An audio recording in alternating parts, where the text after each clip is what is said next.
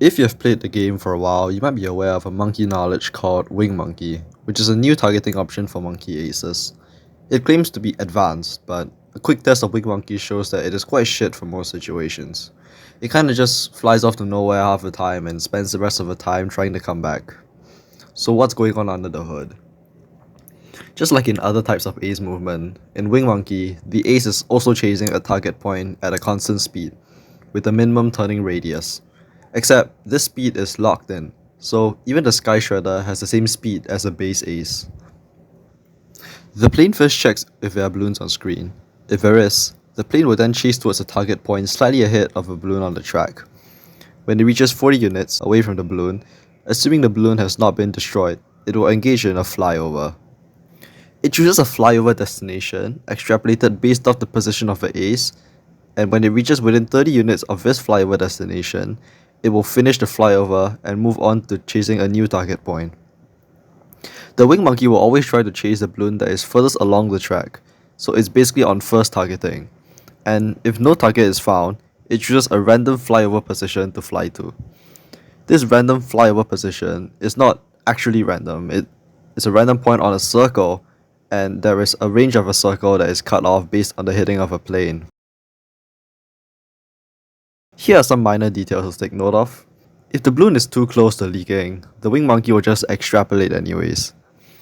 And secondly, it is possible to chain flyovers so that if after a flyover, the ace is still within 40 units of the current balloon target, it will initiate another flyover. The Wingmonkey does not check for targets automatically though.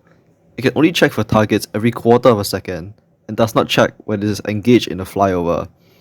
It also doesn't check for targets when it is flying towards a random position, so sometimes the ace will fly all the way across the map to a literal random place before chasing the balloon.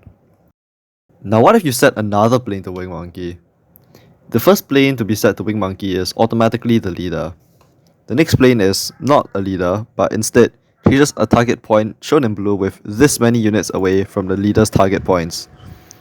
It seems to slide along a circle, but what determines its angle? It's a fixed offset from the leader's heading by about 116.565 degrees. So basically, if the leader is facing this way, this point will be here. If you're wondering what possible geometric meaning 116.565 degrees could have, here's a diagram that roughly explains it. What about the third plane? Well, it has its own target point to chase after, but instead it is 116.565 degrees in the other direction. Now what about a fourth plane? I kid you not, this video would have ended here if not for the fact that I decided to fuck around and add a fourth Wingmonkey plane, which completely broke this hacky Wingmonkey display mod of mine. As it turns out, every third Wingmonkey is a leader, and the next two are their followers, so effectively, Wingmonkeys makes groups of 3. Another thing to note is that the leader is determined by a list, and every time you retarget an ace from Wingmonkey to something else, it gets removed from that list. And when you target it back, it gets added to the back of these lists. So these groups are dynamic. And that's about it. I'm not exactly sure how the system makes staggered attack runs a thing, but I think that's all to the features for now. Ninja QB has a system in place that allows for Wingmonkeys to ignore groupings, but I don't see any Wingmonkey planes activating that, so I think that's it. So after all the explanation, it is somewhat obvious why the Wingmonkey is so ineffective. It's not always the right play to chase for the first balloon, and the flyovers often lead the plane out of the map. If Wingmonkey made planes fly faster too, perhaps it would be better, but currently, it's just trash. Just set it to figure infinite or something and call it a day. At least it doesn't fly off the map.